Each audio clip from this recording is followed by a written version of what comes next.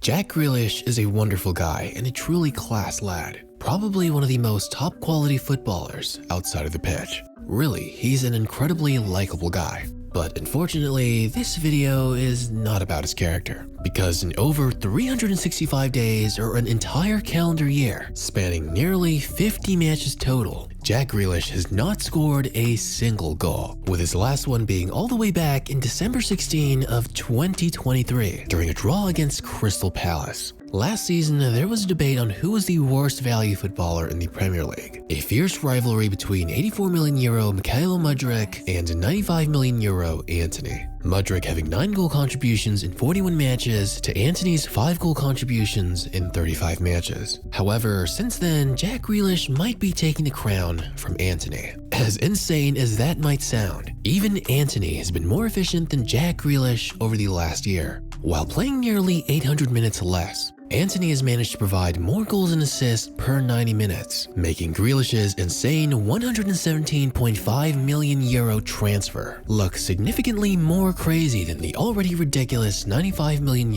Antony. Okay, my stat merchant behavior aside, I'm not exactly saying that Antony is a much better player than Grealish, but as of late, it really makes you wonder what's going on with Jack Grealish. Some years ago, before he ever put on a Man City kit, Jack Grealish was a completely different player, much more entertaining and electrifying. And at the time, he was one of the Premier League's hottest mavericks, running wild, scoring goals and making incredible assists. But more and more each year, he slowly died out, looking nothing like the Jack Grealish of old. Last week, I made a video about Phil Foden and his poor form and slump. But since then, Man City has dropped from 5th place all the way down to 7th place. It's like we suddenly went back in time and it's 2008 again, because that's the last time they were this low in the standings. I mean, Man City has only 1 win and 1 draw in their last 13 Premier League matches. That's actually insane. So with the club and almost every Man City player currently in atrocious form, despite being the most expensive English footballer in history, Jack Grealish isn't really getting that much criticism. From pundits I'm watching, it basically comes down to, yeah, Man City is in bad form and all their players are playing poorly. When you pay £100 million, and that's not his fault, but when you pay £100 million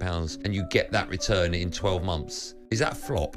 The reason why I'm not saying it's a flop, because I don't think it's a flop, he had 50 appearances. 50. So that tells you he ain't no big part player, he's doing his part. That's about it.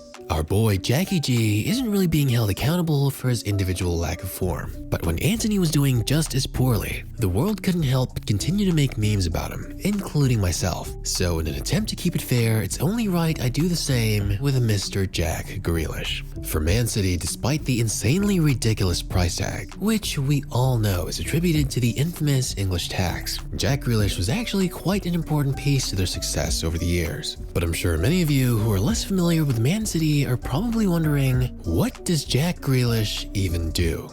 I know I mentioned a lot of stats earlier, but for his entire career, Grealish was never really known for producing that many insane amount of goals or assists. Certainly, he's done much better before, compared to this horrific year he's had, especially because in Man City, he was never really relied on to score goals or provide assists. Instead, it came down to 3 major things: possession, build-up, and winning set pieces. Now, are these 3 things worth €117 million? Maybe not. But at least for City, Jack Grealish was indeed quite reliable in maintaining possession. Sure, he was no Iniesta with the ball glued to his feet, or Thierry Henry cutting in and penetrating the opposition defense, but his ability to maintain possession and stay calm under pressure was incredibly underappreciated. His good enough close control combined with his low center of gravity really allowed him to continue dribbling while keeping his defender away. Unlike many wingers or midfielders who rely on speed or insane ball control and touch, Grealish's style is a lot more subtle. He frequently uses his body to shield the ball and gives his teammates enough time to adjust and move around before passing it out.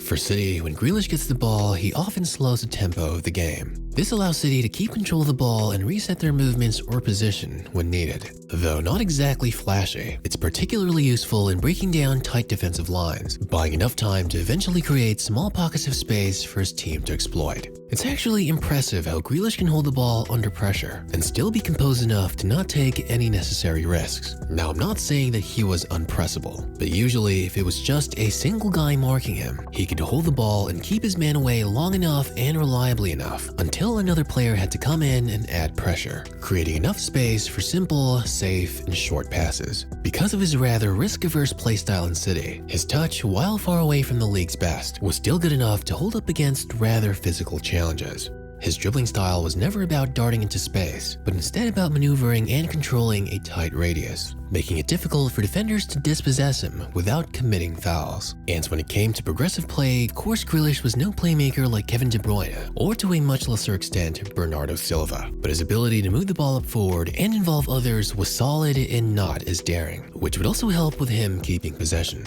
And the way that he advanced the ball himself was not by moving forward for the sake of advancing or being flashy and trying to beat his man, but what he was great at was drawing defenders out of position, only waiting to attack when they were flat-footed. Basically, in the context of City's playstyle and the already great defensive and attacking midfielders they had like KDB and Rodri, Grealish's small role is really what made him such a vital cog in City's build-up play. And his ability to link up with teammates in quick exchanges means that he helps the team progress through the final third without the need for long, risky passes. His style of play suits Guardiola's tactical setup perfectly for what he needed from Grealish: patience and short passes, not long ball attempts and aggressive runs. But this brings us to what, hilariously enough, Jack Grealish became known for best in his time with City, what some would call a free kick winning merchant. Because of his ability to retain possession safely, usually needing additional pressing help to dispossess, and the fact that he's very good at using his body to help defend the ball, Jack Grealish gets fouled a lot. And this usually results in free kicks in the final third. Against Man City, this is particularly dangerous, as they have a giant acrobatic goal-scoring machine named Erling Haaland, who will absolutely capitalize on any half chance given to him off a set piece. Plus, he's also good at selling the foul to referees, making sure that they definitely get a free kick, or potentially a yellow card sent to the opposition. And what's funny is that in every heated moment of the pitch, Grealish was usually always there looking for smoke. But regardless of how cowardly or wasteful you think this playstyle was at City, well, it worked. But really, that's all he was since moving to City, a simple cog in Pep's system. Over the years, Grealish has lost a lot of that individuality on the pitch that he once had before joining City. And I apologize as I have to turn into a stats merchant again, as it really helps tell a story of how he's changed as a player since that treble-winning season and Pep giving him more and more of that specific role. Over the years, he's produced less and became less efficient. If you compare Grealish's playstyle in City to the style that he used to play back in Aston Villa, it's almost unrecognizable.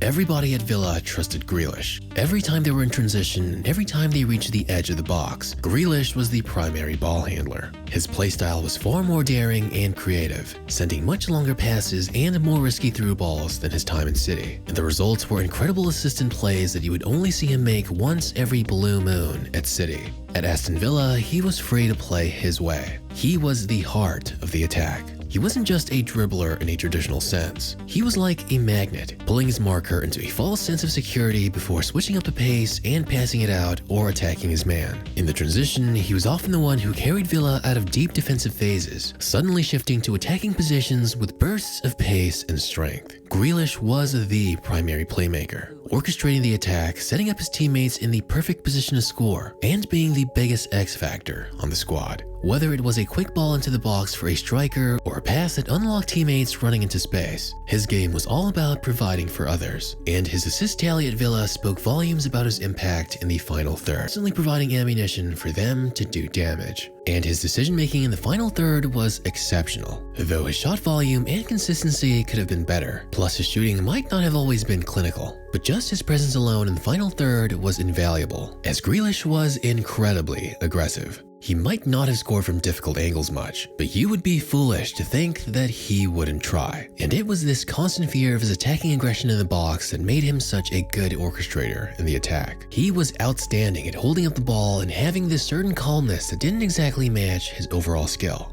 And what I mean by this is, like, although he was immensely far from, let's say, Ronaldinho, at least in the final third, he was as calm as a prime Ronaldinho, if that makes any sense. Because despite his skill set not being the most world-class, if there was one thing that was world-class about Grealish, it was his mental confidence. And he thrived under pressure. In Villa, it seemed like he actually played better when they were trailing or level than when they were actually winning. I mean, what else could make him be as confident enough to back up his record-breaking price tag than this? Who did actually beat you in 1v1, Kyle? Who? Mbappe? Neymar? Me, when I was at Aston Villa, that's why Pep signed me.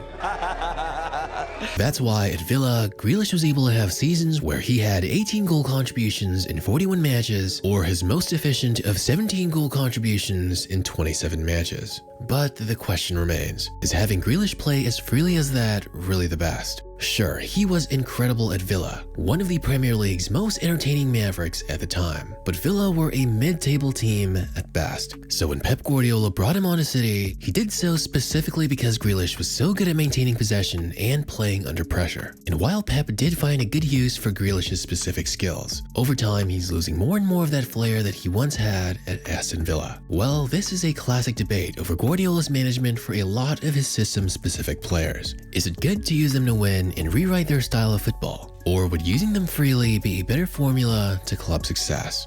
Of course, Pep has been incredibly successful for it, as over the years in Man City, he's developed his system and philosophy more and more, at a completely different level to when he managed Barcelona and Bayern. But as we're seeing now, it's taking a toll on their players over the years. And one of the examples I'll use is this popular football anime called Blue Lock. And there's a character called Oliver Aiku, Japan's under-20 captain and star defender who essentially became a system player, forced to play the style that's best for his team, not one that he actually enjoys, causing him to lose a lot of passion for football. And hey, maybe despite all these trophies, Man City's more system-specific players are starting to get burnt out, as passion and freedom in the game they love is sometimes the biggest motivator for some players. Because at this point, aside from injuries, there aren't that many other explanations as to why City is going through its worst form in years. If data is anything credible, his production is only going to become smaller and smaller.